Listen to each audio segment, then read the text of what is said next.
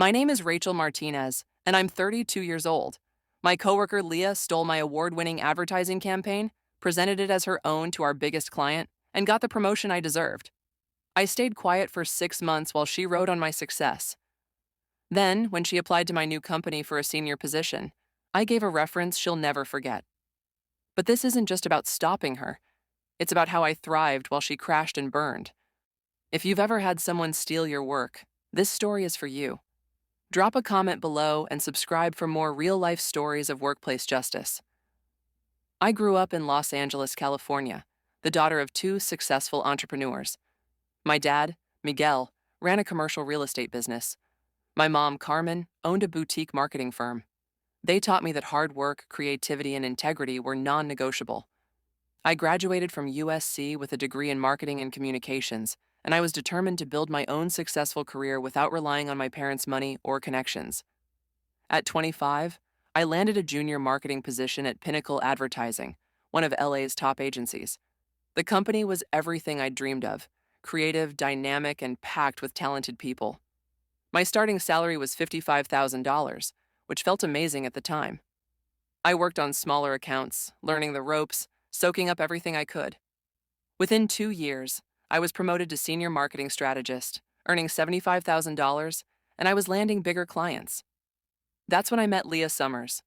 Leah was 34, had been at Pinnacle for 8 years, and had a reputation as a brilliant strategist, though some people whispered that she had a habit of taking credit for ideas that weren't entirely hers. She was outgoing, charming, and had cultivated strong relationships with everyone from the creative directors to the C-suite executives. I was flattered when she started reaching out to me, suggesting we collaborate on projects. "You have amazing ideas," she'd say. "We'd make an incredible team." I believed her.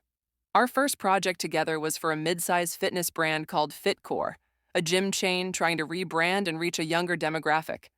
Leah had brought them in as a client through her network. She came to me one afternoon, closing my office door. "Rachel, I have a vision for this account," she said, sitting across from my desk. "But I need your creative eye. Your social media strategies are brilliant. Would you want to work together?" I was excited. This was my chance to work on a bigger account with someone I thought was a mentor. For 3 months, we worked together. Every day I'd come up with social media concepts, hashtag strategies, influencer partnerships, video content ideas. Leah would take my ideas to meetings, adding her own Polish and presentation skills. The board loved our pitch. We created a complete rebrand strategy, a campaign called Fit Your Life, emphasizing that fitness should fit into your lifestyle, not consume it. The campaign included Instagram stories, TikTok challenges, YouTube content, and partnerships with micro-influencers in wellness. It was, in my humble opinion, brilliant. Everyone agreed. FitCore implemented the campaign in October. By December, the results were incredible: a 340% increase in gym memberships among 18 to 35-year-olds, massive social media engagement, and a complete rebrand that positioned FitCore as the coolest gym in LA. The campaign won an industry award for Best Digital Marketing Strategy. It was nominated for a National Advertising Award. Then came the presentation to FitCore's CEO. Leah was scheduled to present the campaign results and explain our strategy. I assumed I'd be presenting alongside her. We'd worked on it together, after all. But when the day came, Leah told me she'd handle the presentation solo. "You know how these CEO meetings are," she said with a smile. "Too many cooks in the kitchen. Just relax, let me take this one.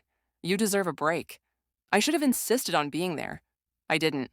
I found out what happened when FitCore's CEO called our account director, praising Leah's brilliant vision and her strategic genius. The CEO wanted Leah to lead all future campaigns. Leah had presented the entire campaign as her own work, with zero mention of my contribution. She'd literally erased me from the project. I was devastated. I went to our creative director, Marcus, and explained what had happened. He looked uncomfortable. "Rachel, these things happen. Office politics can be messy. I asked if I could present the campaign results to the executive team myself, to clarify my role." Marcus hesitated. "I don't want to create conflict, Rachel." "Leah's already gotten credit. Let's just move forward." I pushed back. "But it's my work." "I deserve credit."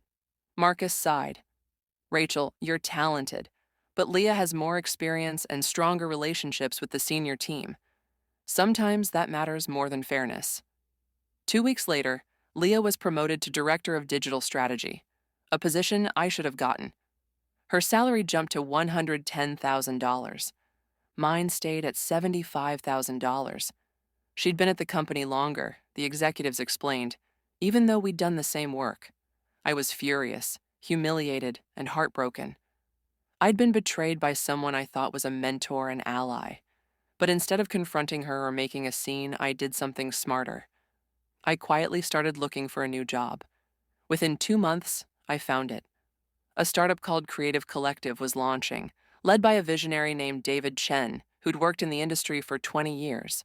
They were hiring a VP of digital marketing and wanted someone who could build their entire marketing department from scratch. David offered me $95,000 plus equity and complete creative control. I accepted immediately. I gave 2 weeks' notice at Pinnacle. Leah seemed shocked. "Why would you leave?" she asked, seemingly genuinely confused. "You have a great future here." I smiled coldly. Actually, I realized I was wasting my time in a place that doesn't value my work. Goodbye, Leah. 3 months into my job at Creative Collective, I was thriving. I built an incredible team, landed major clients, and was earning respect for my actual contributions. That's when David called me into his office. "Rachel, we're looking to hire a senior strategist. I want your input on candidates." He handed me a stack of resumes. The third one stopped me cold. It was Leah's resume. She was applying for the senior strategist position at my company, Creative Collective, and her resume was packed with lies. She'd listed the FitCore campaign as her own work, complete with the award. She'd claimed she'd led a team of digital strategists and had spearheaded multiple award-winning campaigns. My heart raced. David was watching me. "Do you know her?" he asked. I took a breath. "Actually, I do. She was my coworker at Pinnacle. Can I be honest about my experience working with her?" David nodded.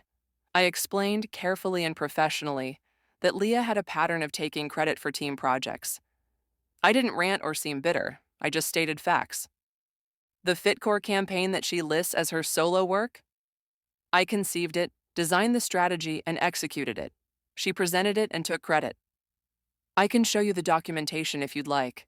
Emails, creative briefs, drafts with my notes. I'm not saying she's not talented, but she has an issue with attribution and honesty. I thought you should know. David's expression grew serious. He asked me to send him the documentation, which I did. I also gave him contact information for Marcus and other colleagues who could verify my story. Leah's interview never happened. David reached out to her, asking for supporting documentation of her major campaigns. Leah couldn't provide it because they weren't hers. When he asked for references from her Pinnacle colleagues, they gave honest feedback. She's talented but has a reputation for taking credit.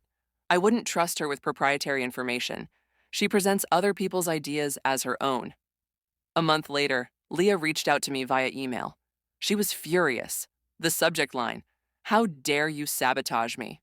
The email read, "Rachel, I know you told David Chen that I stole credit for FitCore. You sabotaged my chance at a job because you're jealous of my success. You should have let the past go instead of being unprofessional and vindictive. You're going to regret this. I hope you know that what you did makes you just as bad as you think I am."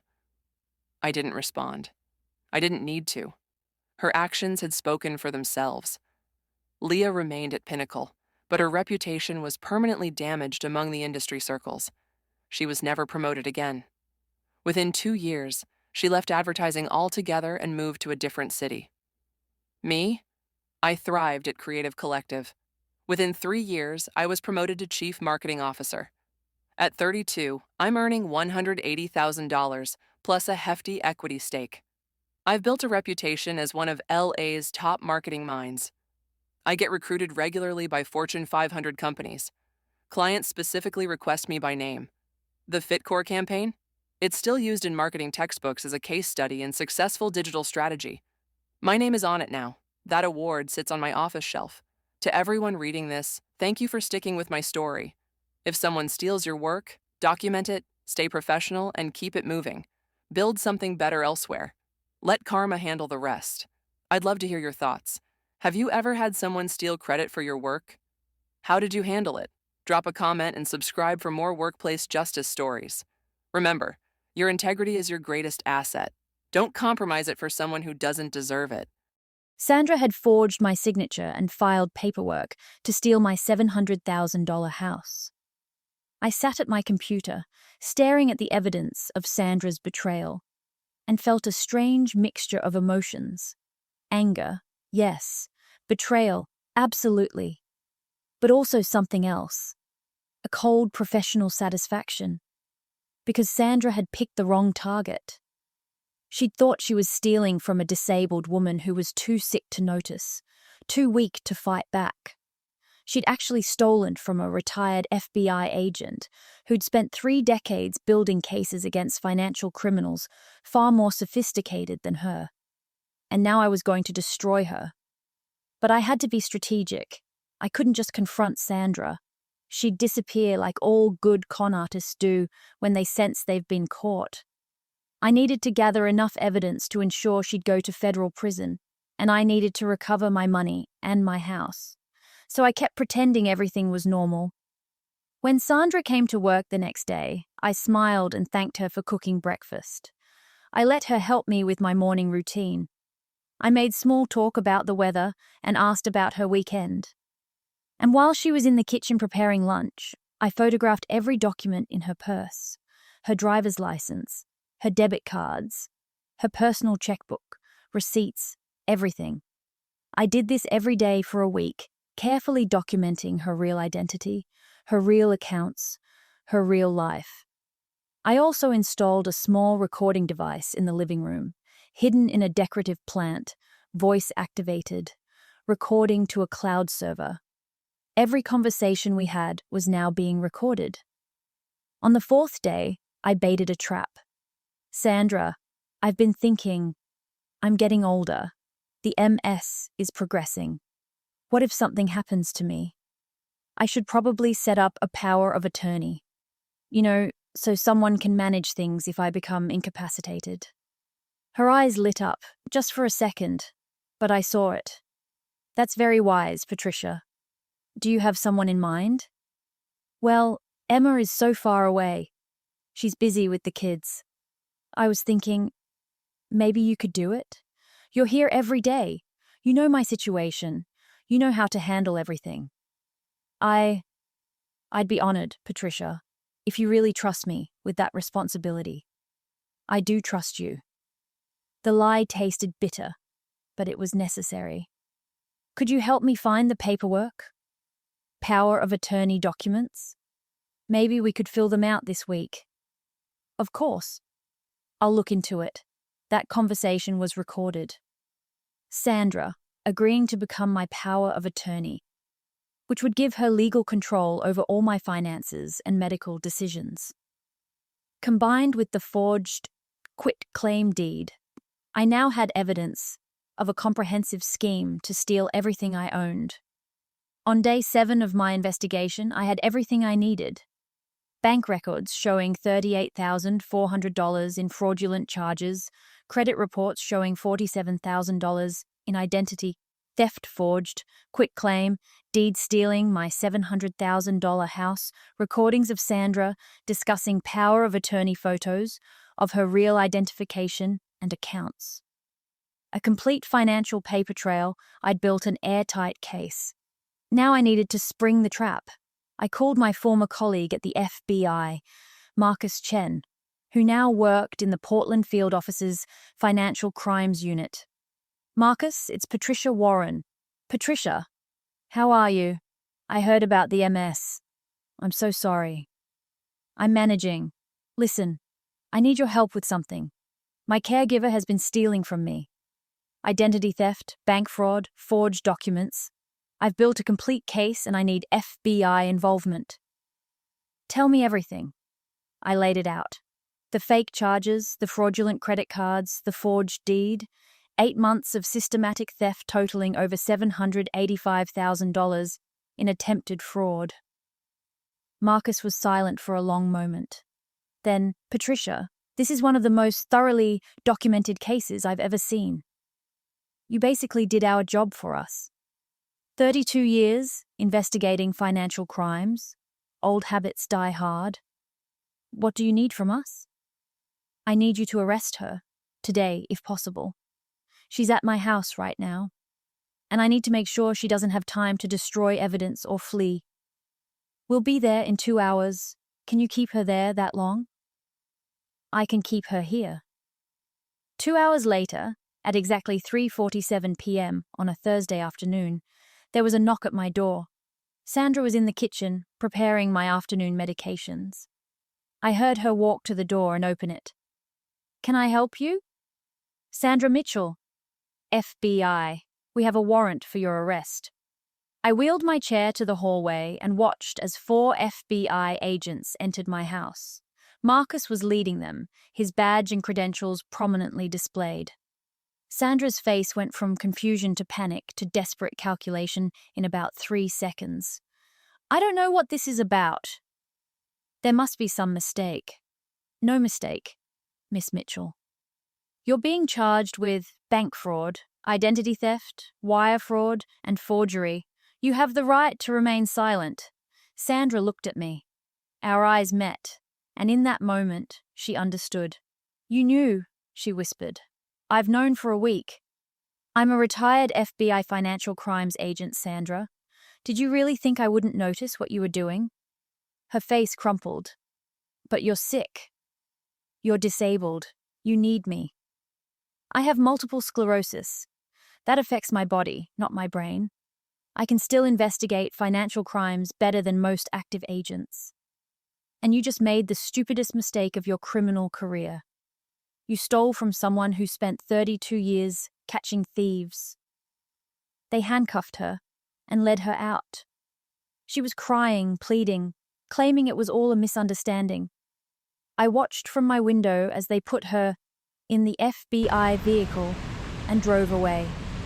Then I sat in my living room, the room where Sandra had cared for me, where I'd trusted her, where she'd planned to destroy me, and I cried. Not from sadness, from relief, from exhaustion, from the pain of betrayal. I'd caught her. I'd stopped her. But it still hurt that someone I'd trusted, someone I'd welcomed into my home and my life, had seen me only as a target. The investigation moved quickly after that. The FBI seized Sandra's accounts and found the stolen money. She'd been transferring it to offshore accounts in the Cayman Islands, planning to eventually flee the country with over $750,000. They found evidence of 6 other victims, elderly people with disabilities, whom Sandra had befriended, gained access to their finances, and systematically robbed. Total theft across all victims, $3.2 million. Sandra wasn't just a caregiver who saw an opportunity. She was a professional predator who specifically targeted vulnerable elderly people. The forged quitclaim deed was voided. The fraudulent credit cards were closed, and the debt was removed from my credit report. Most of my stolen money was recovered from Sandra's accounts. The trial was swift. The evidence was overwhelming. Sandra's lawyer tried to argue that she'd been helping me manage my finances, and there had been misunderstandings about authorization. The prosecutor, a young woman who reminded me of myself 30 years ago, destroyed that defense by presenting the recordings, the forged documents, the offshore accounts, and testimony from 6 other victims. The jury deliberated for 90 minutes, guilty on all counts. At sentencing, the judge asked if I wanted to make a victim impact statement. I wheeled myself to the front of the courtroom. Sandra wouldn't look at me. Your Honor, I'm Patricia Warren. I worked for the FBI for 32 years investigating financial crimes. In that time, I saw hundreds of criminals. Some were sophisticated, some were desperate, some actually believed they were justified in what they did. Sandra Mitchell is none of those things. She's a predator. She deliberately targeted elderly people with disabilities. She cultivated trust, exploited vulnerability, and stole not just money, but dignity and safety. She made me doubt my own mind. She made me question whether my disease was causing confusion, when really she was deliberately gaslighting me to cover her theft. I was able to catch her because of my professional training. But her other victims, people without FBI experience, might never have known what she was doing. They might have lost everything. She deserves the maximum sentence, not for revenge, but to protect every other vulnerable person she might target, if given the chance. The judge sentenced Sandra Mitchell to 18 years in federal prison and ordered full restitution to all victims. 18 years? She was 42. She'd be 60 when she was released. Her life, destroyed by her own greed. That was 8 months ago. I'm 60 now. The MS is progressing. I use a wheelchair full-time now, need help with more tasks. But I'm still here, still in my house, still managing my own finances. My daughter Emma hired a new caregiver, this time through rigorous vetting, with strict protocols about financial access, and with weekly check-ins to review all expenses. The new caregiver, Rosa, is wonderful, professional, kind, trustworthy. She knows my history with Sandra, knows I'm hypervigilant about financial security. She doesn't take it personally. She understands. But the betrayal left scars. I'm more guarded now, less trusting, more aware that disability makes you a target. I also started volunteering with the FBI's Victim Services program, helping other elderly victims of financial crimes understand what happened to them and how to protect themselves. I give talks at senior centers about financial security. I teach people how to check their credit reports, how to spot identity theft, how to protect their accounts. Because Sandra wasn't unusual. Elder financial abuse is rampant. Caregivers, family members, trusted friends steal billions of dollars from elderly and disabled people every year.